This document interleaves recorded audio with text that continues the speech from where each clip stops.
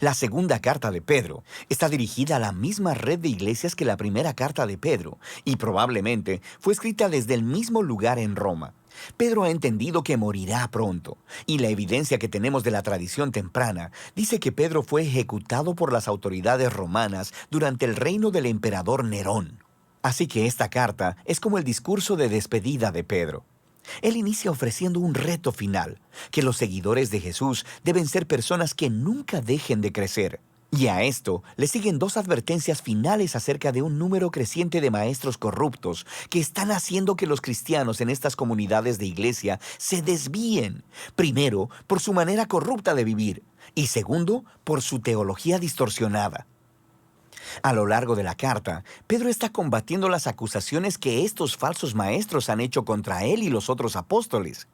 Y el objetivo de Pedro es restaurar la confianza y el orden a estas comunidades de iglesia.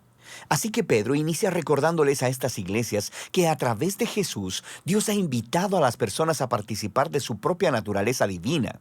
Esto es, a compartir el amor y la vida eterna de Dios. Esto es completamente asombroso y requiere una respuesta de por vida.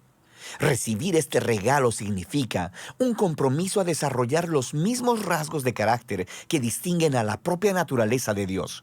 Aquí, Pedro lista 7 rasgos que deben procurar, y el último abarca y corona todos los demás. Es el amor, el cual, de acuerdo a Jesús, significa dedicarte al bienestar de los demás, no importa cómo respondan o qué tan costoso sea. Amar, de acuerdo a Pedro, es compartir la misma vida de Dios.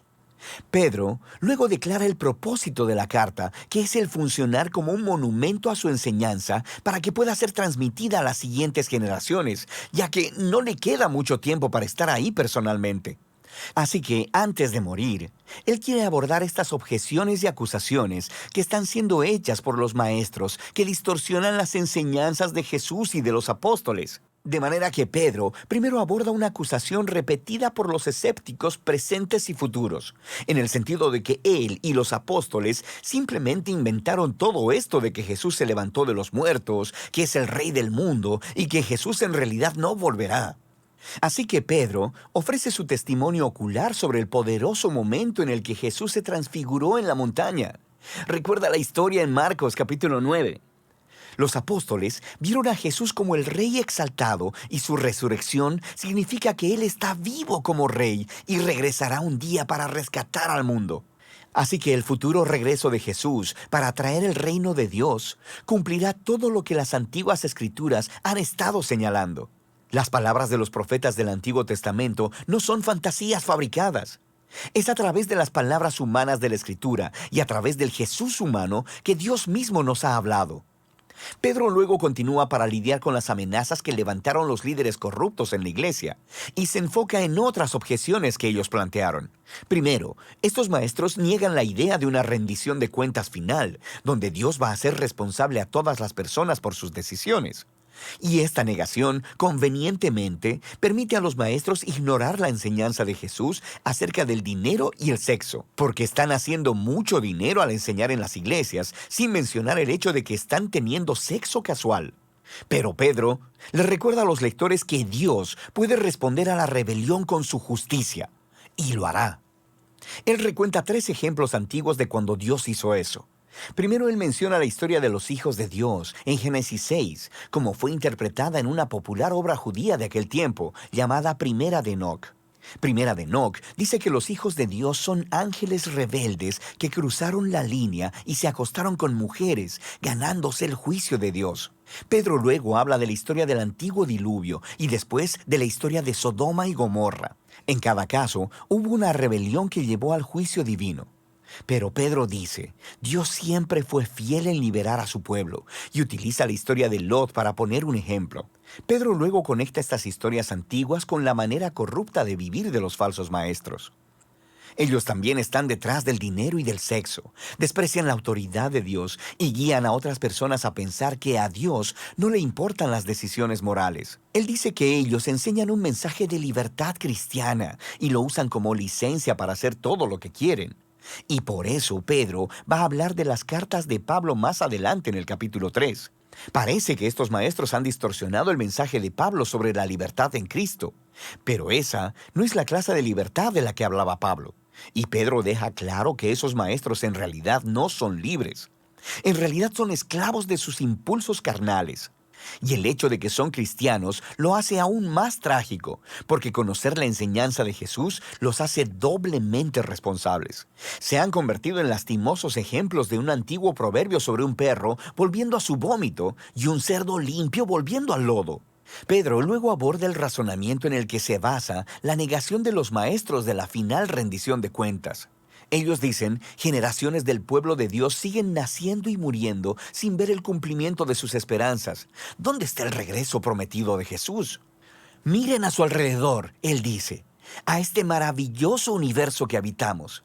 El hecho de que existimos significa que en algún momento en el pasado, la palabra de Dios intervino de manera dramática para crear algo de la nada y para traer orden desde el caos. Y Él puede hacerlo otra vez. Así que la verdadera pregunta aquí es, ¿por qué Dios tarda tanto? Pero Pedro nos recuerda que nuestra concepción humana del tiempo es extremadamente limitada. Los largos periodos de tiempo a través de los cuales Dios trabaja no encajan en el panorama de nuestras muy cortas vidas.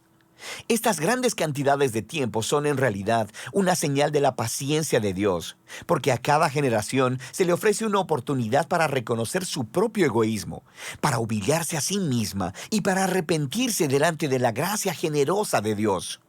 Y la gracia de Dios traerá la historia a su final en el día del Señor. Aquí, Pedro hace referencia a la poesía profética de Isaías y de Sofonías, quienes describieron el día de la justicia de Dios como un fuego consumidor. Pedro dice que los cielos pasarán y los estoicheia serán destruidos por el fuego. Esta es una palabra griega que puede referirse a los elementos, y en ese caso significa la disolución del universo material. O probablemente se refiere a los cuerpos celestiales. En otras palabras, las estrellas. Eso es lo que significa esta palabra en Isaías 34, de donde Pedro está citando. Y en ese caso, esta frase es una metáfora sobre el cielo siendo desprendido, por así decirlo, delante del Dios que todo lo ve. Y entonces, por eso Pedro dice que el día del Señor resultará en la tierra y todas sus obras siendo expuestas. El propósito final de la justicia consumidora de Dios no es eliminar el universo material. Más bien, es exponer la maldad y la injusticia y removerla para que una nueva clase de cielos y tierra puedan emerger. Una que esté permeada de justicia, llena del amor y del pueblo de Dios, quienes conocen y aman a Dios y a su prójimo como a ellos mismos. Pedro concluye diciendo que esta es la verdadera esperanza cristiana, la que Jesús y todos los apóstoles han estado anunciando, incluyendo a Pablo, cuyos escritos pueden malinterpretarse si los sacas de contexto. Pero todos los apóstoles están en la misma página. Y así, Pedro termina su discurso final a la iglesia. Ahora, el tono de segunda de Pedro se siente muy intenso. Pero su pasión viene de una firme convicción de que Dios ama a este mundo y está determinado a rescatarlo a través de Jesús. Así que esto significa que el amor de Dios debe confrontar y lidiar con el pecado y la injusticia que arruina a su amado mundo. Y en el tiempo de Dios, Él lo hará, abriendo un nuevo futuro para la humanidad y para el universo mismo. De manera que segunda de Pedro tiene una visión amplia y expansiva de la esperanza para todo el mundo y nos reta a examinar nuestras vidas diarias. Y de eso se trata la segunda carta de Pedro.